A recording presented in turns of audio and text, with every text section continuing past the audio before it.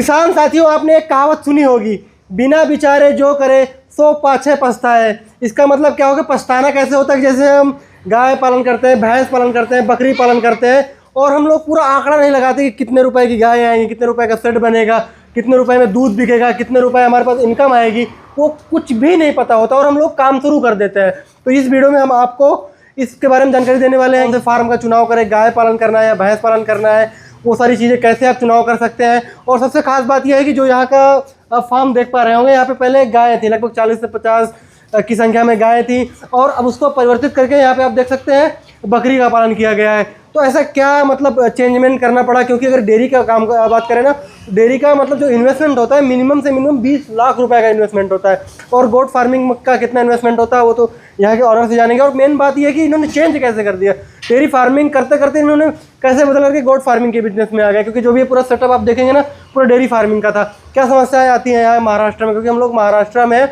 आइए मिलते हैं यहाँ के ऑनर से और सारा कुछ डिस्कशन करते हैं। सर नमस्कार। नमस्कार। जो हमारे दर्शक देख रहे हैं उनको अपना परिचय बताइए, आपका नाम क्या है और यहाँ का एड्रेस क्या है? मेरा नाम मोहन विष्णु हिरे, चांदुरी, गांव का नाम चांदुरी है, तालुका निपाट, जिला नासिक। अच्छा, नासिक महाराष्ट्र में पड़ता है। तो भाई साहब आपने बताइए कि ये अपना काम कब शुरू किया था गाय पालन का? गाय का काम हमने 2019 में। 2019 में? अच्छा, इसके पहले का क्या कुछ काम क्या करते थे आप? हम बकरी चराते थे। बकरी चराते थे, मतलब पहले बकरी फार्म था आपका। हाँ। फिर इसके बाद आपने लगा कि 2019 में हम गायों के काम में आ जाए। हाँ। तो आपने जो सेटअप वेटअप बनाया था 2019 का है? हाँ। अच्छा, तो ये सेटअप आपने काफ़ी अच्छा बनाया। जैसे हम आपको दिखाएं, जैसे लोग रेंट पे लोग डेयरी करते हैं ना, उसके लिए ये सेट मुझे बहुत अच्छा लगा। जैसे आप देख सकते हैं जो कंक्रीट का जो ढोला नहीं आता जो लोग नालियों में यूज़ करते हैं, सेम उसका हाफ में ढाला गया है। और यहाँ पे देख सकते हैं सीमेंट का ही इसको मतलब हाइट में उठा दिया गया है 1 फुट करके और इस तरह से ढलाई में रख दिया गया। ये सेट मुझे बहुत अच्छा लगा। और सबसे खास बात क्या है कि ये टूटे ना, उसमें एंगल से करके एंगल यहाँ पे लगा दिया गया और इसके बाद जो गाय ये खाने के लिए पूरा सेटअप बनाया गया था।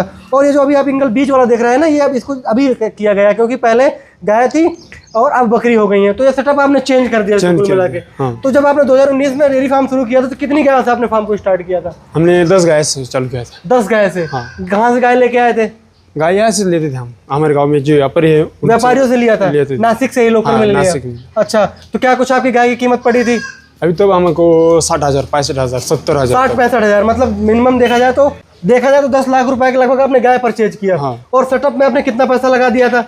सेटअप में हमने ये तो बहुत तभी 4-5 लाख रुपए 4-5 लाख रुपए, क्योंकि आप जो उन्होंने सेटअप लगाया है ना पूरा मतलब बढ़िया लगाया है, कोई टेम्परेरी जुगाड़ नहीं किया है। पूरा जैसे लोग ड्रम काट के रख देते हैं वैसा ना करके इन्होंने फुल जुगाड़ मतलब फुल पैसा लगा कर अच्छा सेट बनाया है। तो कहने का मतलब कैसे क्या समस्या आ गई कि आपको बीच में डेयरी मतलब छोड़ना पड़ा? जो है दूध का रेट ना वो परिवर्तन नहीं उनका। चलो समस्याओं की बाद में थोड़ा हम बात करेंगे। मेन बात कर लेते हैं कि डेयरी में कहाँ कहाँ तक ये पहुँच गए थे, किन्होंने कितना मेहनत कर लिया था, वो सारी मेहनत छोड़ करके अब गोट फार्मिंग में आए। तो आपके पास लास्ट कितने एनिमल थे जब आपने सेल करना शुरू किया था?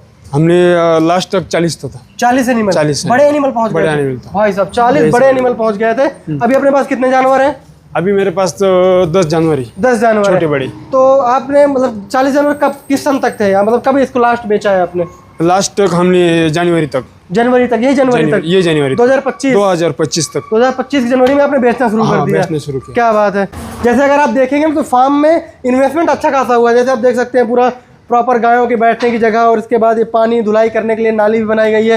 पीछे आप ट्रैक्टर देखेंगे, उसके बगल में चैफ कटर देखेंगे, यहाँ आप देखेंगे मिल्किंग मशीन भी लगाया गया है। तो कुल मिला के शुरुआत से आपका ऑटोमेशन में था कि ऑटोमेटिक सब काम करेंगे। हाँ। तो जो 40 गाय आपके पास थी वो क्या फार्म में तैयार किया था या पूरी परचेज की हुई थी? मैं 30 गाय लाए थे, घर की 10 गाय थी। 30 गाय आपने बाहर से खरीदा और 10 गाय घर की थी? अगर बच्चों चुक जोड़ा जाए तो मुझे लगता है 50-60 एनिमल पहुंच गए थे। और आज देखा जाए तो मात्र आप देखेंगे ना तो मात्र 2-3 गाय, 4 गाय, 4-5 गाय है और उस साइड भी कुछ बच्चे हैं। तो मतलब कहने का मतलब बेचना पड़ा। तो जैसे आपने पहले जैसे आपको घर में एनिमल नहीं रहते थे क्या? घर में एनिमल रहती थी हमारी खुद के 2-3 एनिमल रहती थी, बकरियां रहती थी पहले। मतलब बकरियां पहले कितनी पालते थे आप? हम पहले 20 तक, 20-25 तक। और गाय 2-3 दूध खाने के लिए रखते थे? तो आपने पहले क्या दूध बेच के क्या कुछ एक्सपीरियंस नहीं लिया, अचानक से आपने गाय पालन? जो हमारे पापा जी है ना, हम 2 भाई थी, एक छोटा भाई था। एक बकरियां चरेगा, एक गाय रखेगा। अच्छा, उन्होंने कहा कि एक बकरी चराएगा, एक गाय रखेगा। पापा ने काम डिवाइड कर दिया? अच्छा, तो आपके इसमें क्या था, गाय था कि बकरी था? मैं बकरी तक था। बकरी देखते थे? हाँ। अच्छा, तो वो छोटे भाई संभाल नहीं पाए कि क्या दिक्कत आ गई? नहीं, वो जो है ना छोटा भाई, उनका वो देखता था। हमने देखते देखते हमें गाय का थोड़ा सा प्रॉफिट मिलने लगा। दूध का रेट 40 तक था, मिलने लगा तो हमने गाय बढ़ाई, बकरियां कम कर दी, एक दूसरे को बांट दी निम्मे हिस्से से। मतलब बांट दिया कि तुम बकरी देखो मैं गाय देखता हूँ, मतलब आधे आधे कर लिया। आज मुझे पहले वो गाय देखता, 10 गाय थे, वो गाय देखता तो मैं बकरी चराता था।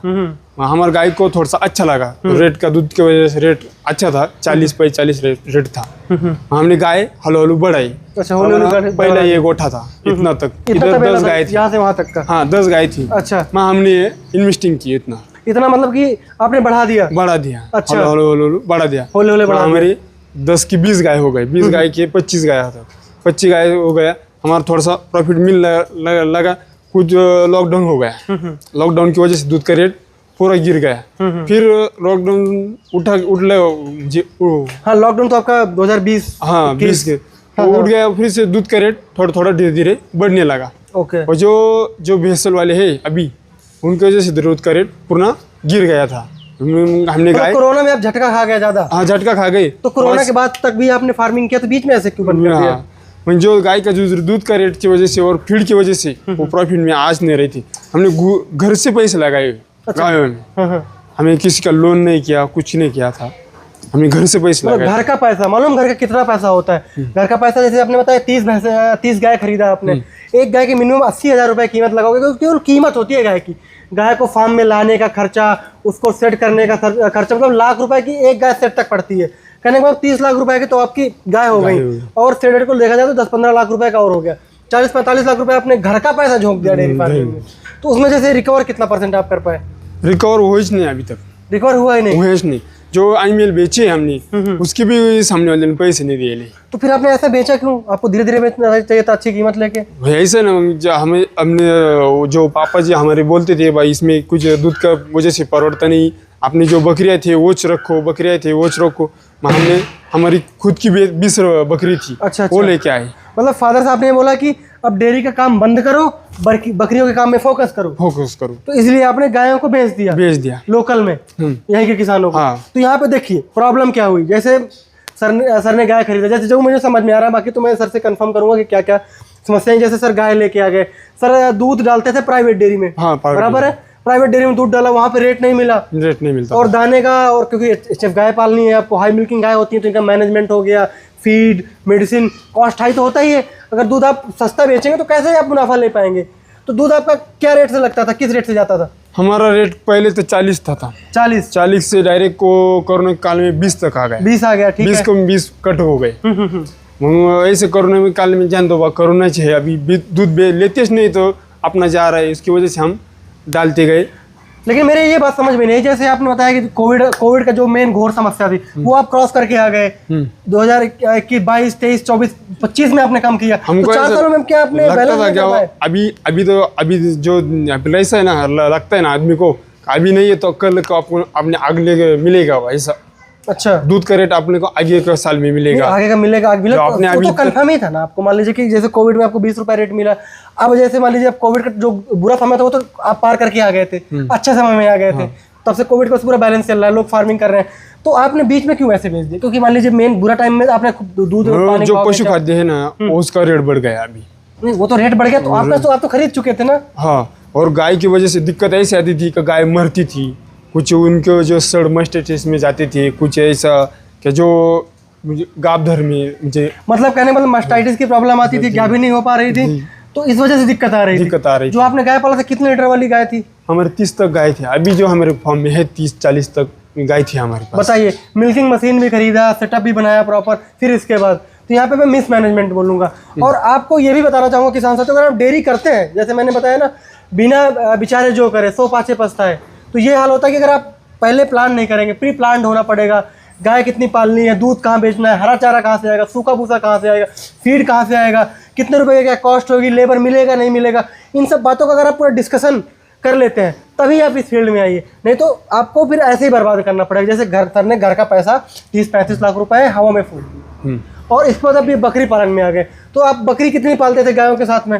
पहले 20 थी। अच्छा 20 बकरी थी हमारी। वो हमने मुझे वो दूसरे को परत हमारे जो डेयरी का मतलब कहने का मतलब डेयरी अच्छा चलने लगा तो बकरी आपने हाफ में ले जाता है, बटाई उधार को ले जाता है। उधार में दी। अच्छा उधार नहीं बोलेंगे, बटाईदार को बोलेंगे। बटाईदार तो आधा आधा रहता था, तो फिर उससे आपने बकरियां ले ली। ले उसके तरह से हमने परत अभी इस साल ले ली। अच्छा तो ये 25 में ही? 25 में भी। अच्छा 25 में लिए, अभी हमने हलो हलो हलो होले धीरे धीरे बढ़ा दिया। तो अभी कितनी बकरियां पहुंच गई? अभी 50 बकरियां बढ़िया और 30 बच्चे छोटे। 30 बच्चे 50 बकरियां। अच्छा तो कहने का मतलब 80 की संख्या में पहुंच गए। तो अभी आपको डेयरी फार्मिंग बनाम गोट फार्मिंग किया जाए तो कौन सा बेस्ट लगा आपको?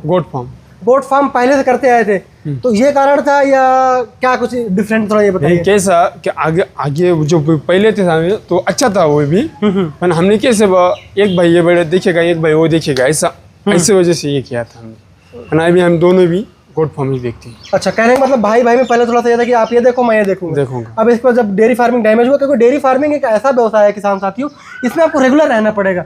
साइड बिजनेस तब कर सकते हैं जब आपका अच्छा माइंड सेट होगा, मतलब कहने का मतलब अच्छा मैनेजमेंट कर सकते हैं, फार्म में आए हुए भी, फार्म में बिना आए हुए भी। अगर आप वो मैनेजमेंट कर पाएंगे तो आपका गाय फसल चलता रहेगा। अगर उसने मिसमैनेजमेंट थोड़ा भी किया ना, तो क्योंकि जैसे अब आज गाय ने दूध नहीं दिया, मास्टाइटिस हुई, सुबह नहीं दिया सब, तो गाय वो खराब हो जाएगी। उसमें क्या रहता है कि जो गाय में प्रॉब्लम है उसका तुरंत उसकी देखभाल होनी चाहिए।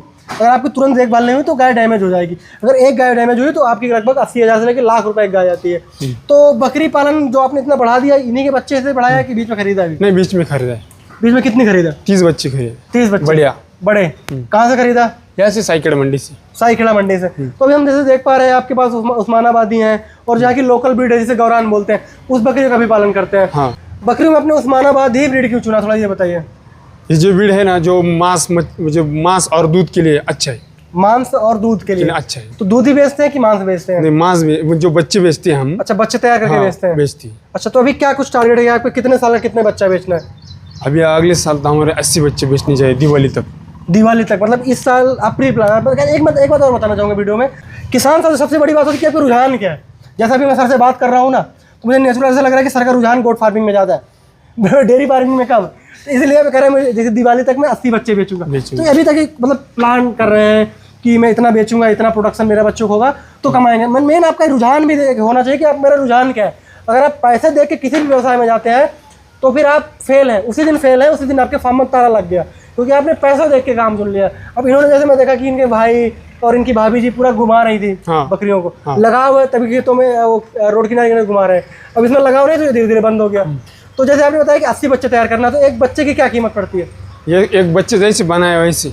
अभी जो हमारे बच्चे थे अगले पिछले, वो 7,000 से हमने बेचे थे। 7,000 से बेचे। अच्छा तो कहने का मतलब ये है कि तो कम से कम 5-6 लाख रुपए के बच्चे बेचेंगे। इसमें खर्चा कितना आ जाता है? खर्चा आ जाता है 2 लाख रुपए। 2 लाख रुपए, 2-2.5 लाख रुपए, 2-2.5 लाख रुपए। उसमें खर्चा क्या क्या है? फीड का खर्चा। फीड में इनको क्या खिला रहे हैं? अभी मक्का चूरी। किसान साथियों आप देख सकते हैं यहाँ पे फीडिंग कर रहे हैं। तो इसमें ये क्या पड़ा हुआ है अभी जो हम देख पा रहे हैं? ये कांदे क्या बोलते हैं? प्याज का है। प्याज का ये प्याज का ये नहीं, जो मक्का चूरी हम सुबह और शाम। ये प्याज के वेस्टेज भी खा लेती हैं क्या? हाँ खा लेती हैं। अच्छा दाने में आप मक्का देते हैं और गेहूं का दलिया, दारा भी बोलते हैं कई जगह पे। कुल मिला के आप गोट फार्मिंग में सेट हो गए। थोड़ा फादर साहब से बातचीत करते हैं। और कैसे हैं, क्या हाल चाल है? बहुत अच्छा है। आपने क्या कर लिया, पहले गाय पालन शुरू किया, फिर करते करते बच्चों को डाइवर्ट करके गोट फार्मिंग में ले आए, तो आपको क्या प्रॉब्लम लगा? परवड़ती नहीं ना। परवड़ती नहीं थी? तो क्या कैसे नहीं परवड़ती थी? लोग तो कर रहे हैं। लोग कर रहे हैं, लेकिन जो मिलावट नहीं करेगा उसको परवड़ेगा नहीं। वो मिलावट इन द सेंस की उसके लिए ठीक नहीं रहेगा। इसके लिए ठीक नहीं रहेगा। हाँ तो ज्यादा तो आगे मिलावट होती है। जो सच्चा दूध रहता है, अच्छा दूध रहता है, लोग जहर पीते लेकिन अच्छा दूध नहीं पीते। लोगों का भी बहुत यहाँ पे थोड़ा सा मिसमैनेजमेंट है कि जो दूध पीते हैं, दूध पीने वाले लोग हैं, वो चुनाव ही नहीं करते कि हम दूध कहाँ का लेके पी रहे हैं। हाँ। दूधिया के यहाँ का पी रहे हैं या जो किसान एनिमल बांधे हुए उसके यहाँ का पी रहे हैं।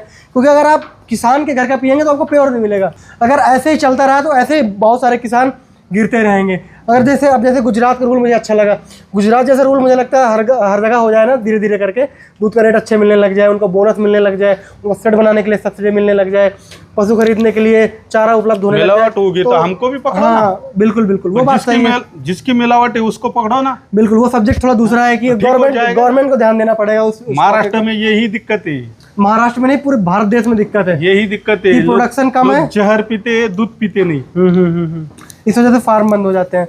तो जो आपका इतना नुकसान हुआ है तो अब गोट फार्मिंग से निकालना है या कैसे, क्या प्लान है आपका? ये कर्जा वर्जा करके बना है, तो आप देखेंगे इसमें क्या होता अच्छा, है। बकरी पालन तो कर्जे अच्छा में कर्जा लेके किया है। अच्छा है। हाँ आपको लगा कि हमारे जो बच्चे हैं तो सेटल हो जाए धीरे धीरे करके, हाँ, तो इसलिए आपने कुछ ना कुछ तो करना ही पड़ेगा ना। अच्छा, कितना कर्जा हो गया आपको?